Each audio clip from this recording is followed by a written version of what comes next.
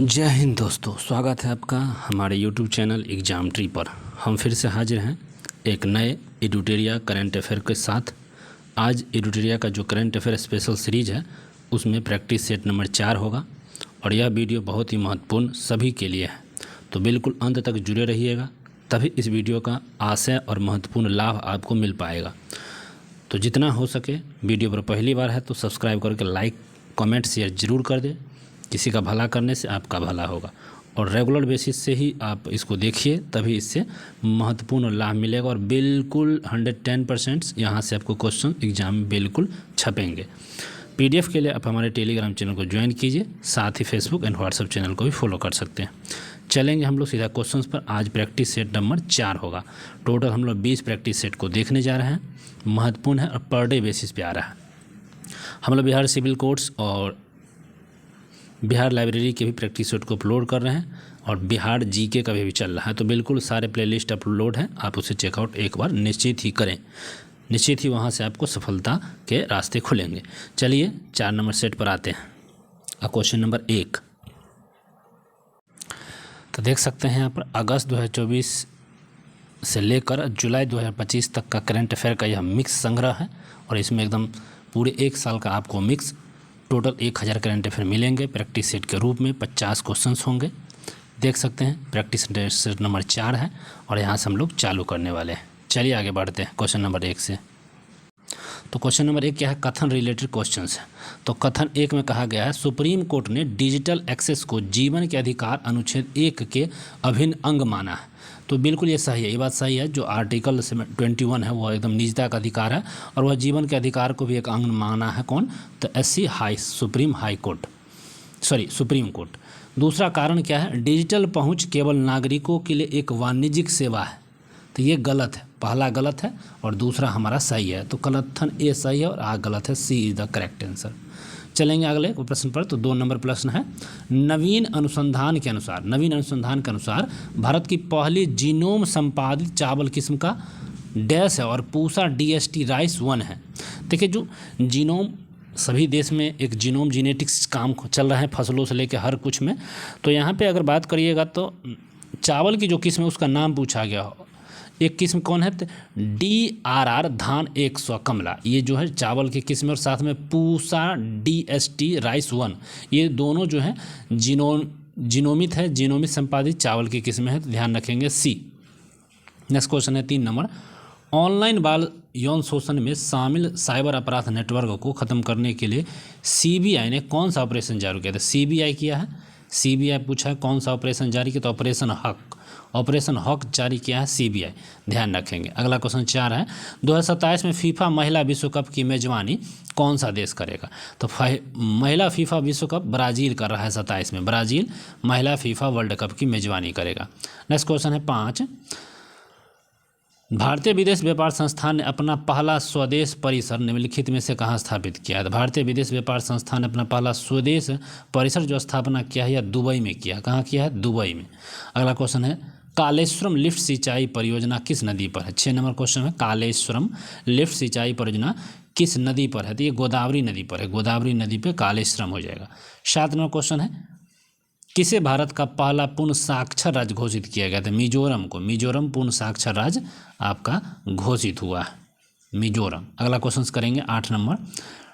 Take it down act किस देश ने पास किया है? एक क्वेश्चन है टेक इट डाउन एक्ट किस देश ने पास किया है? तो अमेरिका ने यह कर दिया, अमेरिका ने किया है, USA ने। नेक्स्ट क्वेश्चन है 9 नंबर। वनडे वन जीनोम पहल का उद्देश्य क्या है? वनडे वन जीनोम की पहल होता है प्रतिदिन एक सूक्ष्म जीव को जीनोम विश्लेषण, प्रतिदिन एक सूक्ष्म जीव का जीनोम विश्लेषण होता है, वनडे वन जीनोम की पहल है। अगला प्रश्न हो जाएगा 10। अगला 10 नंबर। संयुक्त राष्ट्र के द्वारा जारी नई जनसांख्यिकी की रिपोर्ट के अनुसार भारत की प्रजनन दर घटकर प्रति महिला कितनी हो गई? तो 1.19 प्रजनन दर घट गया, 1.9 प्रजनन दर प्रति महिला घटी है। अगला क्वेश्चन है 11। हाल ही में खबरों में रहा गोल्डन डोम का संबंध किस देश से है? तो संयुक्त राज्य अमेरिका से गोल्डन डोम का संबंध हो जाएगा। नेक्स्ट क्वेश्चन है 12। जाति आधारित जनगणना से संबंधित नीति परिवर्तनों को ध्यान में रखते हुए निम्नलिखित कथनों पर विचार करना है। तो विचार जाति आधारित जनगणना ध्यान रखेंगे। पहला कथन क्या है, जब भारत में जाति आधारित जनगणना डिजिटल रूप में की जाएगी, तो ये बिल्कुल सही है, विचार में ये सही सत्य है, डिजिटल रूप में किया जाएगा। और दूसरा, यह निर्णय केंद्र सरकार द्वारा सुप्रीम कोर्ट के आदेश पर लिया गया, तो ये भी बात गलत हो जाएगा। और पिछली पुनः जाति गत जनगणना 1931 में हुई थी, तो ये बात सही है, 1 और 3 सही है, बट 2 नंबर जो है सुप्रीम कोर्ट वाली बात वो गलत थी। नेक्स्ट क्वेश्चन 13, डाक विभाग ने देश भर में शैक्षणिक, सांस्कृतिक, धार्मिक और सामाजिक पुस्तकों की किफ़ायती दरों पर डिलीवरी के लिए किस नाम का डाक सेवा को चालू किया? तो ज्ञान पोस्ट नाम का एक डाक सेवा को चालू किया है। नेक्स्ट क्वेश्चन 14, 6G तकनीक से संबंध में विचार करना है। जो 6G होता है, 6 जनरेशन्स होते हैं, जीएमएस जनरेशन, तो उस पर विचार करना है। पहला क्या है, भारत अब तक कब तक 6G पेटेंट हासिल करने में 6 देशों में, तो 6G पेटेंट हासिल करने में 6 देशों में भारत शामिल हुआ है। दूसरा है, भारत में 6G सेवाएं 2026 तक लागू हो जाएगी, तो ये बात गलत है, ये बात गलत है।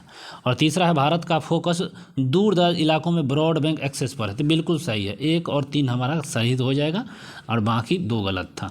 15 मई 2025 में किस संगठन ने विश्व पशु स्वास्थ्य रिपोर्ट की पहली स्थिति जारी की है? तो विश्व पशु स्वास्थ्य रिपोर्ट WOAH ने जारी किया है भारत में। तो बस पशु का स्वास्थ्य जो जारी करता है, तो विश्व पशु स्वास्थ्य संगठन ही जारी करता है। नेक्स्ट क्वेश्चन है 16, सीबीआई का ऑपरेशन चक्र 5 जो था, ऑपरेशन चक्र 5 किससे संबंधित था? साइबर धोखाधड़ी से निपटने हेतु जो था सीबीआई का एक ऑपरेशन चक्र 5 चला था। नेक्स्ट क्वेश्चन होगा 17 नंबर क्वेश्चन देख लीजिए, AI फॉर नेचर किस कार्यक्रम के किस संगठन संबंधित है? तो AI फॉर नेचर कार्यक्रम के किस संगठन से संबंधित है? तो फाओ इटली रोम इसका है, तो बी हो जाएगा फाओ। तो AI फॉर नेचर फाओ से संबंधित संगठन है। नेक्स्ट क्वेश्चन 18, भारत में पवन ऊर्जा के उत्पादन में संबंधित निम्नलिखित कथनों पर विचार करें। तो 18 नंबर क्वेश्चन है, भारत में पवन ऊर्जा उत्पादन से संबंधित निम्नलिखित कथनों पर विचार करना है। तो पवन ऊर्जा से संबंधित जो उत्पादन है उस पर बात करते हैं। पहला क्या है, वैश्विक स्तर पर पवन ऊर्जा उत्पादन में भारत चौथा स्थान पर है, तो ये बिल्कुल सही, चौथे स्थान पर पवन ऊर्जा में है वर्ल्ड में। और टॉप में बात करें तो गुजरात जो हो जाता है ना, गुजरात पवन ऊर्जा में टॉप है। और विश्व में कहेगा तो चीन सबसे टॉप है। आगे करिए, भारत ने 31 मई 2025 तक 50 गीगावाट के संचय स्थापित पवन ऊर्जा को हम क्षमता हासिल किया है, तो ये भी बात सही है। और भारत में शीर्ष पवन ऊर्जा उत्पादक राज्य कर्नाटक है, तो ये गलत है, ठीक है, तो ये हमारा गलत हो जाएगा। तो 1 और 2 बिल्कुल करेक्ट है और सी हो जाएगा।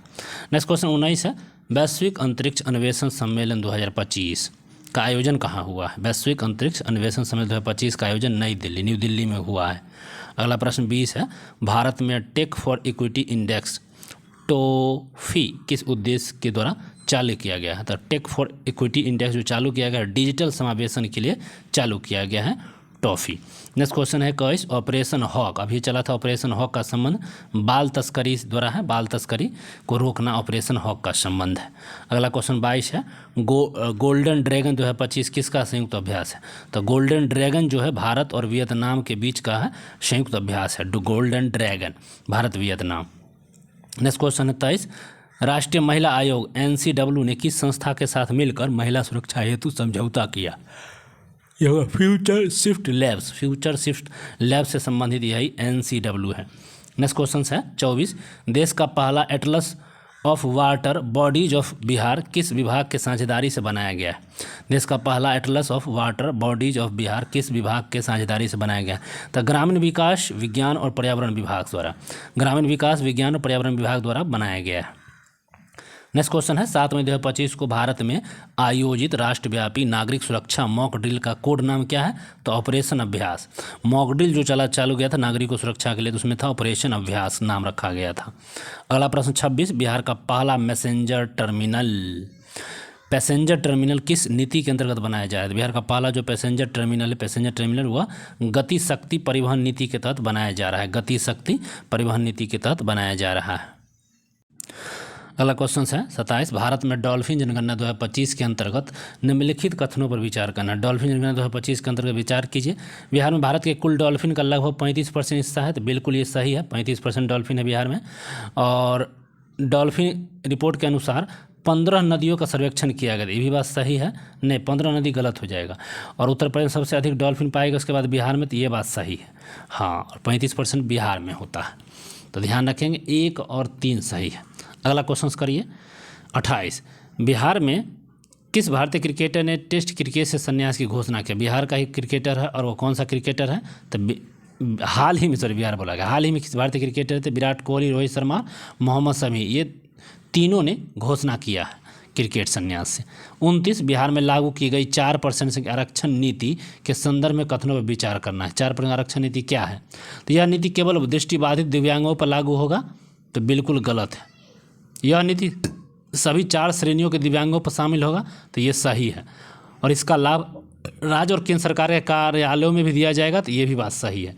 तो 2 और 3 सही हो जाएगा, बाकी गलत है 4% आरक्षण वाला।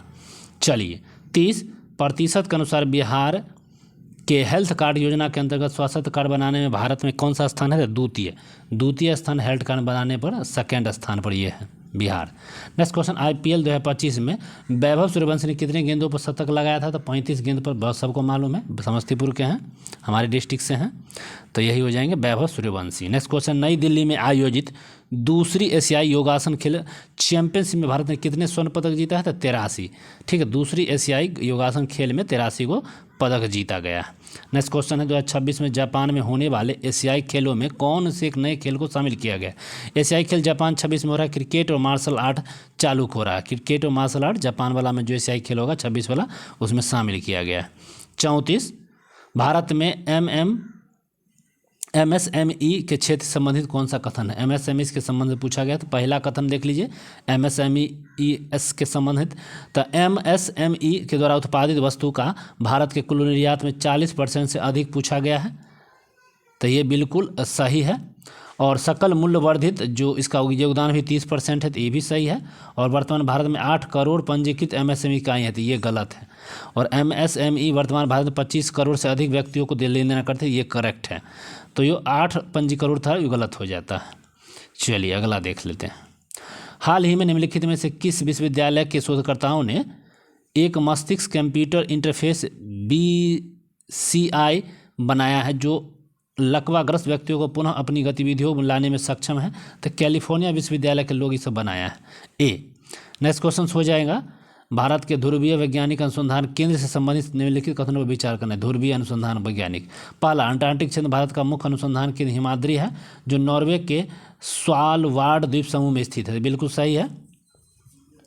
दूसरा, अंटार्कटिका में भारत का 2 सक्रिय अनुसंधान केंद्र मैत्री और भारती था, तो ये भी सही है। 2 और 1 दोनों सही हो जाएगा। नेक्स्ट क्वेश्चन है 37, विश्व सामाजिक रिपोर्ट 2025 के अनुसार विश्व में कितने प्रतिशत लोग आर्थिक असुरक्षा का सामना कर रहे हैं? तो ये 60% लोग हैं जो आर्थिक और सुरक्षा का सामना कर रहा है। अगला है मानव विकास report HDR, human disaster registered हो 2025 मानव विकास रिपोर्ट जो है इस संबंध में 25 में न्यूज़ कथन का सही नहीं है, नहीं पूछा है। तो यह रिपोर्ट विश्व आर्थिक मंच द्वारा प्रकाशित किया जाता है, तो गलत, यही सही नहीं है। और वर्ष 2025 में भारत की रैंक 193 130वें है, बिल्कुल करेक्ट है। और भारत मानव विकास सूचकांक स्कोर 2025 में इतना किया है, ये भी सही है। और भारत HDI विभिन्न श्रेणी के अंतर्गत माध्यम मानव विकास श्रेणी में, तो ये भी सही है। आगे देखेंगे, हाल ही में भारत के किस राज्य में पूर्वोत्तर भारत के पहले भूतापीय कुएं का सफलतापूर्वक अनावरण किया है? तो अरुणाचल प्रदेश। पूर्वोत्तर भारत के पहले भूतापीय कुएं का सफलतापूर्वक अनावरण किया है, तो अरुणाचल प्रदेश किया है। और हाल ही में चर्चा में रहा सतलुज यमुना लिंक नहर परियोजना किन नदियों के पानी को सतलुज और यमुना नदी में प्रवाहित करने को बनाई गई है? तो यह जगह रावी और ब्यास, 40 का है रावी ब्यास सतलुज, और सतलुज गंगा लिंक जो परियोजना था उसमें सतलुज यमुना नदी के ऊपर है, रावी और ब्यास में प्रवाहित होने वाली नदी बनाई गई है। 41, हाल ही में डॉक्टर MR श्रीनिवास के 95 वर्ष की उम्र में निधन हुआ, इनका संबंध किससे था? तब परमाणु वैज्ञानिक थे। कौन थे? ठीक है, MR श्रीनिवासन 95 वर्ष के परमाणु वैज्ञानिक थे। और अगला क्वेश्चन है, विश्व का पहला खाद्य पुरस्कार, विश्व का पहला खाद्य पुरस्कार ठीक से मारिया लेंगा हंगरिया को मिला है, मारिया लेंगा हंगरिया को यह पुरस्कार मिल गया है। नेक्स्ट क्वेश्चन हो जाएंगे 43, 2025 का अंतर्राष्ट्रीय बुकर पुरस्कार पूछेगा, तो बानू मुश्ताक, हार्टलैंड कर्नाटक, बानू मुश्ताक 2025 का। नेक्स्ट क्वेश्चन 44, हाल ही में भारत ने किस देश के साथ व्यापार आर्थिक भागीदारी समझौते के लिए TOR पर हस्ताक्षर किया था? चिली ने किया है TOR, ठीक है। तो आर्थिक भागीदारी समझौता जो है CEPA पर चिली ने हस्ताक्षर किया है। नेक्स्ट क्वेश्चन है 45, हाल ही के दशकों में प्रचलित शब्द ऑरेंज इकोनॉमी का संबंध किससे है? तो एक ऑरेंज इकोनॉमी का मतलब होता है आर्थिक मूल्य उत्पादन के लिए व्यक्तिगत संरचनात्मक कौशल विकास और बौद्धिक संपदा पर निर्भर करने वाले उद्योग होते हैं, ऑरेंज इकोनॉमिक होते हैं। नेक्स्ट क्वेश्चन है लौह पोर्ट्स अथॉरिटी ऑफ इंडिया ने सीमावर्ती भूमि बंदरगाहों पर बैंकिंग सुविधाओं को उन्नत करने के लिए किस बैंक के साथ एक समझौता ज्ञापन हस्ताक्षर हुआ? तो स्टेट बैंक ऑफ इंडिया के साथ यहाँ पर हस्ताक्षर हुआ। WHO के द्वारा जारी विश्व की पहली वैश्विक महामारी संधि कब और कहाँ अपनाई गई है? तो 25 मई 2025 जेनेवा में। और नेक्स्ट क्वेश्चन हो जाएगा भारतीय प्रवासी समुदाय के लिए सेवाओं को आसान करने हेतु मई 2025 में OIC पोर्टल का उद्घाटन अमित शाह ने किया है। किसने? अमित शाह ने ही काम किया। नेक्स्ट क्वेश्चन भारत के समुद्री तट की लंबाई आधिकारिक तौर पर 1970 के दशक में 7,516.60 किलोमीटर से बढ़कर डैश हो गई है, तो 11,098.81 हो गया टोटल। चलिए अगला है हाल ही में जारी डॉल्फिन अनुमान रिपोर्ट के अनुसार बिहार में नदियों में कुल कितने डॉल्फिन हैं? तो 2220 डॉल्फिन है बिहार में, 35% टोटल का। चलिए तो अब मिलते हैं फिर अगले वीडियो में, तब तक के लिए धन्यवाद। चलिए तो अच्छा लगे लाइक शेयर कमेंट करें, धन्यवाद।